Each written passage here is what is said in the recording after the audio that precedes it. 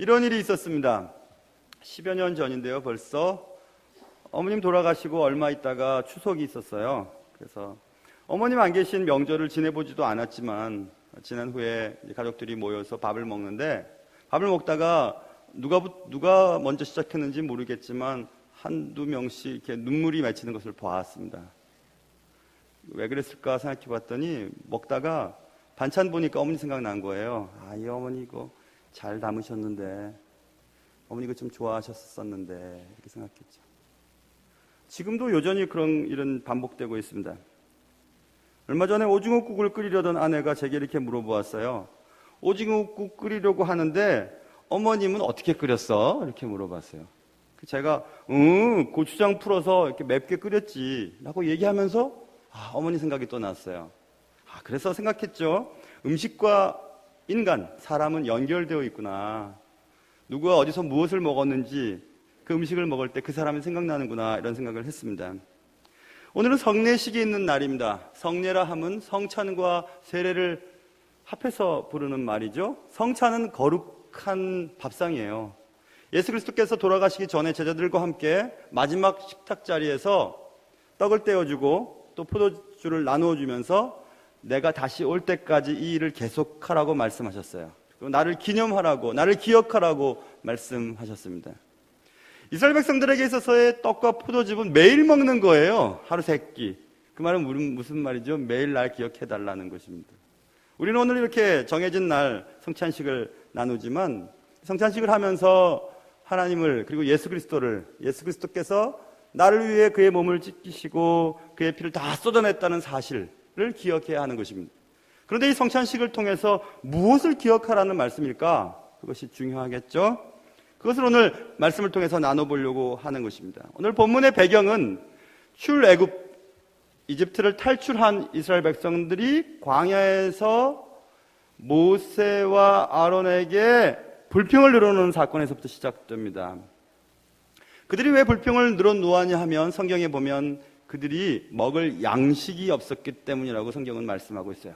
모세는 하나님 앞에 기도했죠. 하나님은 모세에게 말씀하셨습니다. 내가 하늘에서 내리는 비처럼 양식을 내가 공급해 줄 테야, 이렇게 말했습니다. 그래서 오늘 본문 읽은 말씀에, 오늘 본문 말씀에 등장하는 그 얘기예요. 14절, 그 이슬이 마른 후에 광야 지면에 작고 둥글며 서리같이 가는 것이 아침에 있었던 것입니다. 백성들은 그것이 무엇인지 알 수 없었습니다. 한 번도 본 적도 없고 한 번도 맛본 적도 없었던 어떤 음식이 온 지면에 깔려 있었던 것을 보았어요. 그리고 서로에게 물어봤죠. 이게 뭐지? 이게 뭐지? What is it? What is it? What is it? 하면서 물어보았어요. 이게 뭐지? 도대체 이게 뭐지? 이게 뭐지? 뭐지? 서로 막 물어보았습니다. 한 번도 먹어보지 못했고 한 번도 보지 못했던 음식이었기 때문에 그랬어요. 이게 뭐지? 이게 뭐지? 이게 뭐지? 하는 히브리 말이 만나예요. 그래서 이 음식의 이름이 만나라고 정해지게 되었습니다. 만나에 대한 얘기가 이제 시작되는 것입니다. 그런데 하나님께서는 이 만나를 온 땅에 내리시면서 몇 가지 원칙을 모세를 통해서 알려주셨습니다. 그것은 매일 내려주겠다.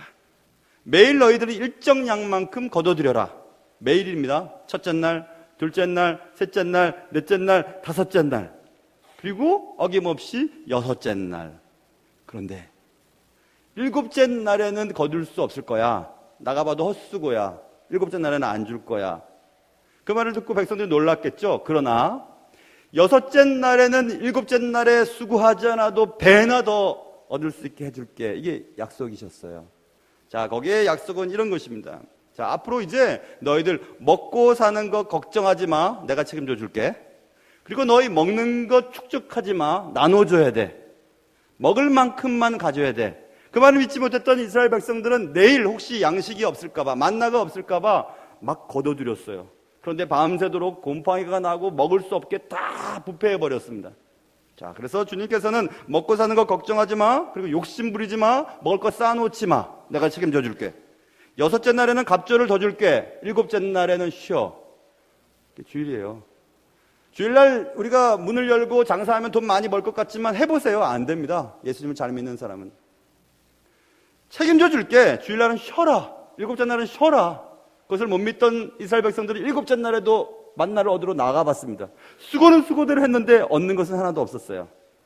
그게 만나 사건이었습니다. 만나 이야기예요. 그런데 이게 뭐지? 라고 하는 만나의 이야기가 오늘날 우리의 삶에 어떻게 적용되는가? 그게 중요하겠죠.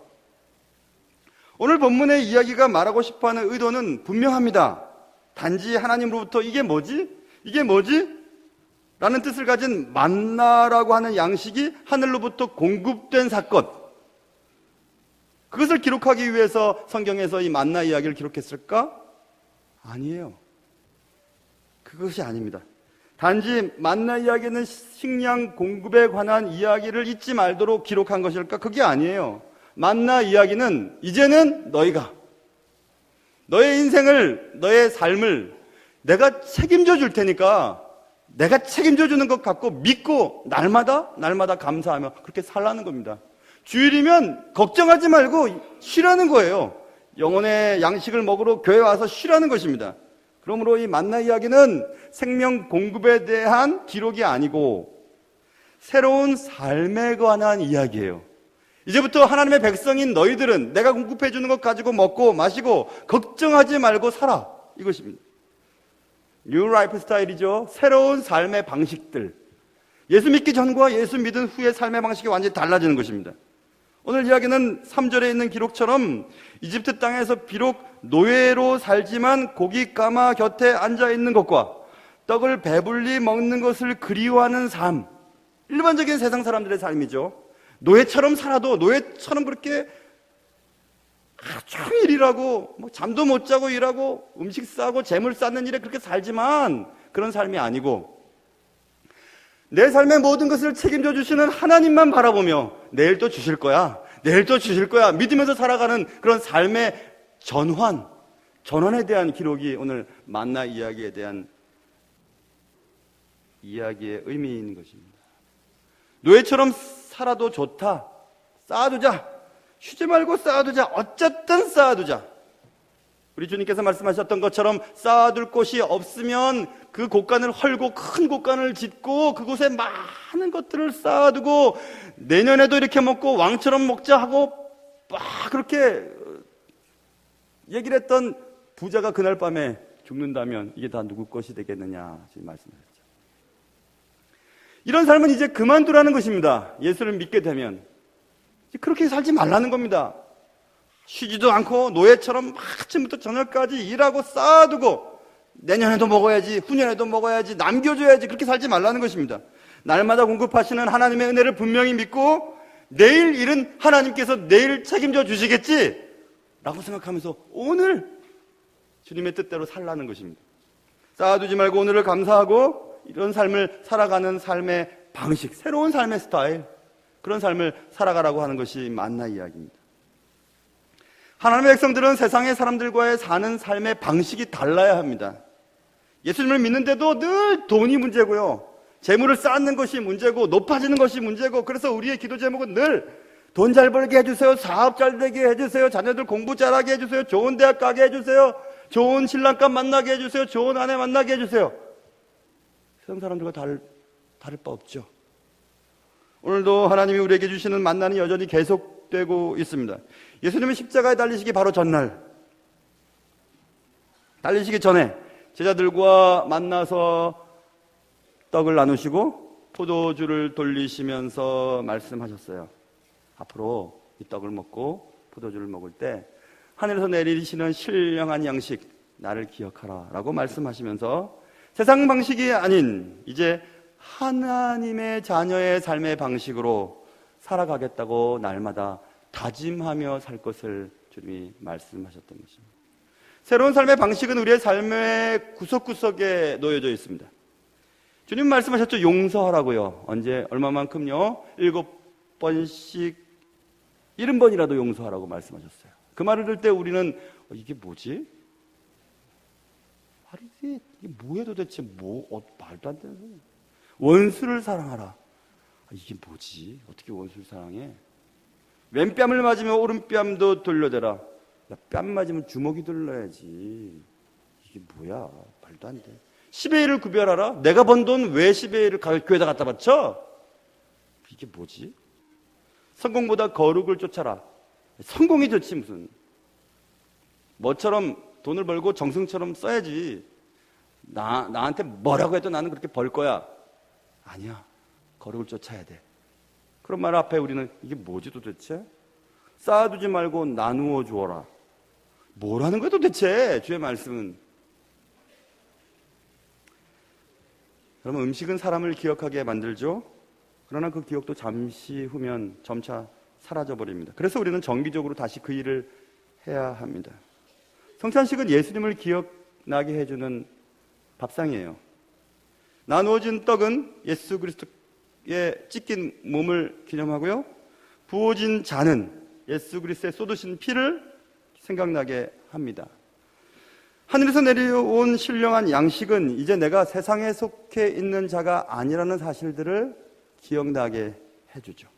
새로운 삶의 방식으로 이제는 주님을 믿기 전에 쌓아두고 어떻게 해서든지 모으고 나를 위해 쓰고 남을 위해서는 한 번도 투자하지 않고 그렇게 살아가는 삶의 방식은 이제 그만 하나님이 원하시는 삶의 방식, 내 삶의 전체를 하나님께 맡기고 하나님이 공급해 주시는 것 갖고 난 살겠다라고 믿으며 일곱째 날에는 그냥 교회 와서 예배드리며 쉬는 그런 새로운 삶의 방식들을 성찬을 통해서 다시 한번 다짐하는 시간이 되어야 될 것입니다.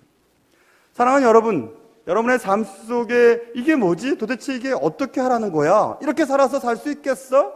이렇게 살아서는 정말 제대로 성공할 수 있겠어? 라고 하는 그런 질문이 들 때마다 하나님의 삶의 방식대로, 새로운 삶의 방식대로 살아가기로 다짐하는 그런 여러분과 저의 삶이 되시기를 주님의 이름으로 축원합니다. 기도하겠습니다. 하나님 아버지,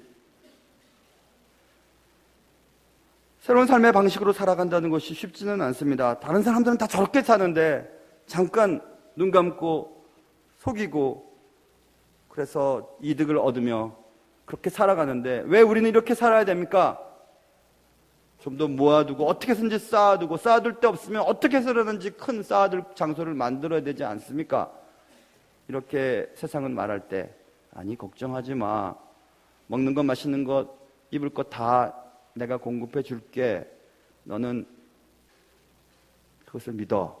이렇게 말씀하시는 하나님의 음성을 듣고 온전히 하나님이 원하시는 새로운 삶의 방식, 신령한 양식을 먹고 살아가는 새로운 삶의 방식대로 살아갈 수 있도록 도와주시옵소서.